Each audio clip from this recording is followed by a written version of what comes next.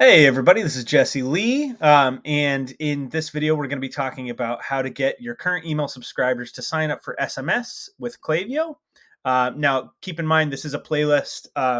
This is the second of two parts. The part one we talked about the strategy of how to do this and why it's important, and in this one we're going to be doing the product demo with Klaviyo. All right. So I will put the other video in the description and any resources that are mentioned. So let's go ahead and just jump into it. I'm going to go over here to Klaviyo, and this is my test Klaviyo account. I'm in sign up forms here over on the left. You just click in the sign up forms. So let's remember the strategy we talked about in the last video. What we're trying to do is get the current email subscribers or anybody who hasn't signed up for SMS to sign up, right? But we don't want to be hitting them with all sorts of forms. We want to make sure it's targeted towards their experience. That way they're not getting annoyed with pop-up forms. So as you remember in the last video, we talked about creating two forms, one for new people on the website or non-subscribers, and then another one specifically for subscribers. So how do we target those? All right, well, let's go here and let's create a form. I'm just going to grab this two-step form, and we'll just pick a list. I'll use master list here. We're going to create this. All right, we'll create a form.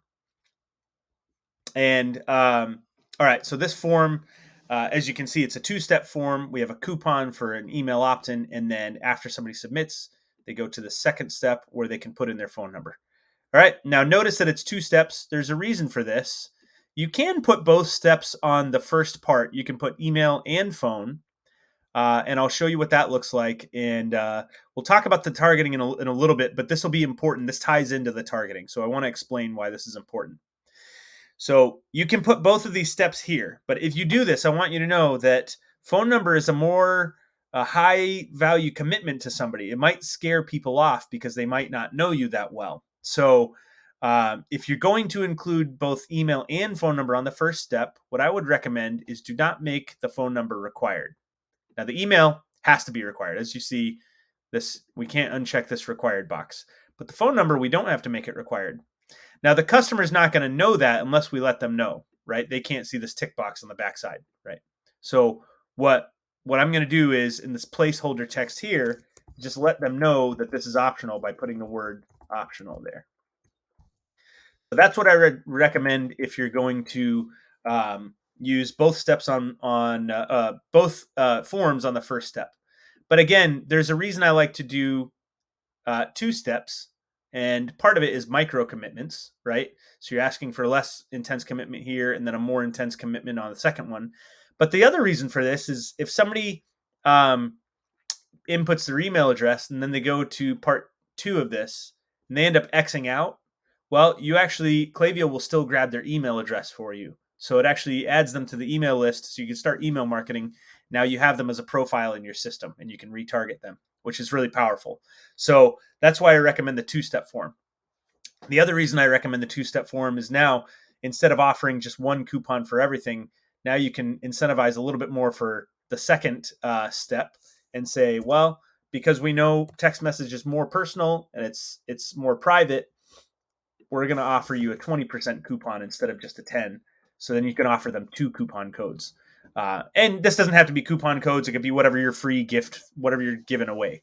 But just be aware that you can up the ante and sort of create a VIP program that offers better incentives with text message if you do this two-step version. All right. So now we have this form. We want to, let's say, somebody comes along and they only sign up for email. They don't sign up for SMS, right? Well, we don't want to show the same form to them again. And in fact, Klaviyo, if they already sent them the 10% off form, if people try to sign up for this multiple times, they won't be able to get it. So what we want to do is come over here into targeting and only show this to new visitors on the site or people who haven't subscribed to our email list on Klaviyo yet. So if you go into that targeting and behavior tab, scroll all the way to the bottom here where you see targeting, you'll see a few options here. The first one is show to all visitors. Now we don't want to do that.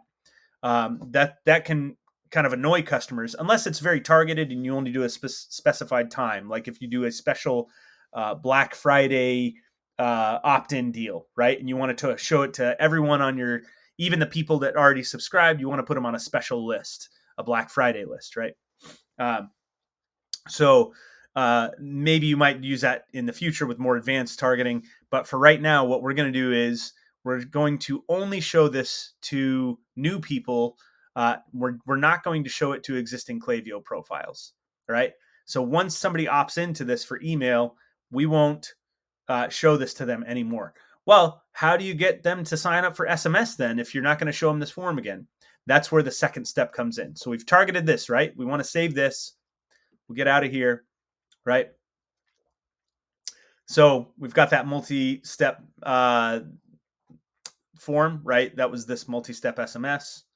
What I'm going to do is clone this, and we're going to rename this, and we're going to say targeting existing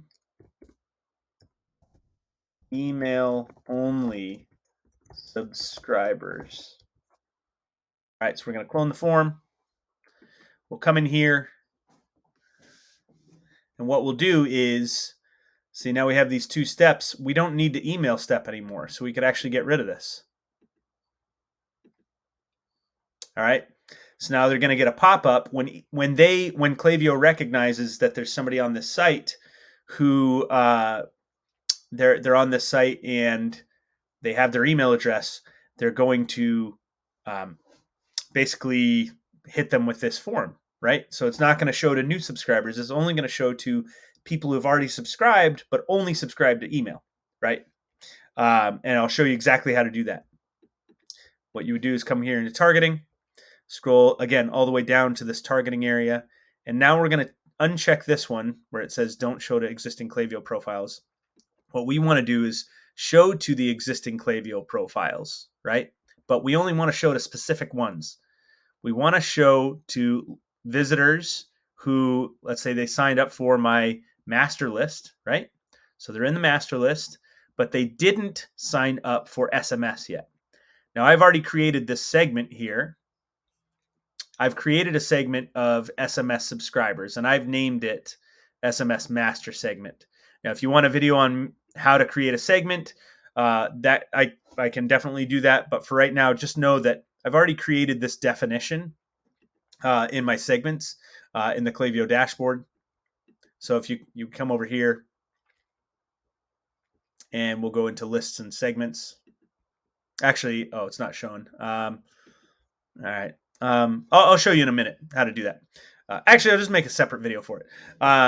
It's just getting too convoluted here. So just make your segment and make the definition anybody who's consented to receive SMS.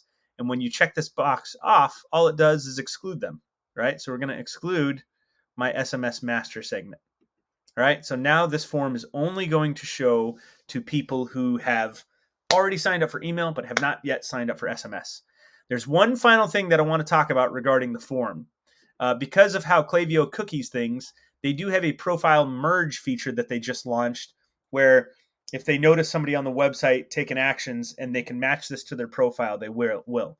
But what I would highly suggest is adding a block just so, and it's going to be an email block. And again, we won't, what we're going to say here, instead of enter your email address, because they've already subscribed, right? And they know that they've subscribed. But we want to make sure the right email is matched with the right phone number. So we're going to say confirm your email address, right? So when they see the word confirm, they're going to remember, oh yeah, I've already signed up for this. Okay, I just need it, and so hopefully they'll understand we want to match their phone number with the right profile. Again, you don't have to have that there, but the profile merge feature, because of how things are cookied on people's desktops or phones, let's say they're browsing on their phone when they opt in on one form, and so their phone gets recognized by the site. Well, the next time they're browsing, if they're on the desktop, sometimes there can just be a little bit of confusion there. So recommended putting a confirm email input form in there, right? Confirm, but not absolutely necessary. I've just heard stories. I know the profile merge feature is new. I've heard stories of phone number only profiles being created. So this is a way you can sort of fight against the profiles, phone number only profiles. So that's it. So now that you've got the targeting set, right? You've got your targeting set to show only to people on certain lists. Yeah, now you're set. Now these forms are only going to show to the correct people. The new people will get the new person form, and the people who already subscribed will get this form. And then once they sign up for this, now whenever they stop by your site to shop, they won't get hit with either form. You're never going to bother them with a pop-up form again, which is really powerful. It's going to give you better rapport with your customers. Now, regarding these targeting issues, there are so many amazing things that you could do with the targeting here in terms of lists and segments. But one that I do want to mention is location. So if you are a location-based service, let's say you have a brick and mortar store, or maybe you only ship to certain locations, you can also use location targeting. And I do want to let you know that I've already made a video on that. Go ahead and click the link. There's going to be a box that appears here on this this video, probably in the lower right hand corner here, or maybe upper right hand, and that will be the location targeting video if you want to learn how to do location targeting. It's very powerful. So yeah, all right, I'll talk to you all in the next video.